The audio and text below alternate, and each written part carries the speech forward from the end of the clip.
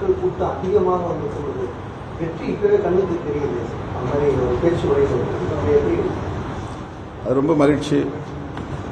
மக்கள் செல்வாக்கு இருந்தால் ரொம்ப சந்தோஷம்.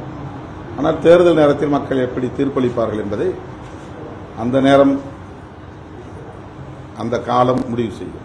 ஓபிஎஸ் அவர்கள் கூட்டணி வந்து ஏற்றுக்கொள்வீங்களா? அவர் நிரந்தர நண்பர்களே அவருடைய கூட்டணிக்கு வந்து அது ஆரோக்கியமா பாக்குறீங்க? கூட்டணி வலிமை பெற்றால் மகிழ்ச்சி தான். யார் யாரை கூட்டணிக்குள்ளே இணைக்க வேண்டும் என்று முடிவெடுக்கிற அதிகாரம் கூட்டணியின் தலைவருக்குத்தான் உண்டு.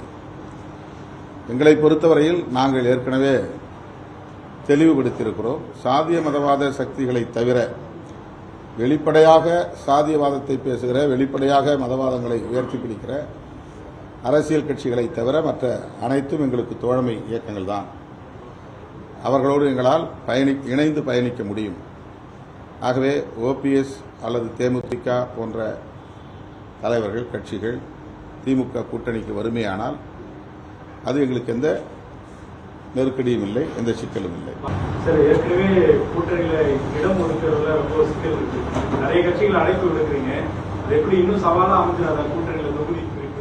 அதனால ஒன்றும் இல்லை, நல்லிணக்கத்தோடு நாங்கள் ஒருத்தருக்கு ஒருத்தர் பகிர்ந்து கொள்வோம். அதில் ஒன்றும் பிரச்சனை கிடையாது. நாட்டை பாதுகாக்க, மக்களை பாதுகாக்க, சனாதன சக்தியிடமிருந்து அரசமைப்பு சட்டத்தை பாதுகாக்க இன்றைக்கு மதசார்பற்ற முற்போக்கு கூட்டணி வலிமை பெற வேண்டிய தேவை இருக்கிறது என்பதை விடுதலை சிறுத்தைகள் கட்சி உணர்கிறது.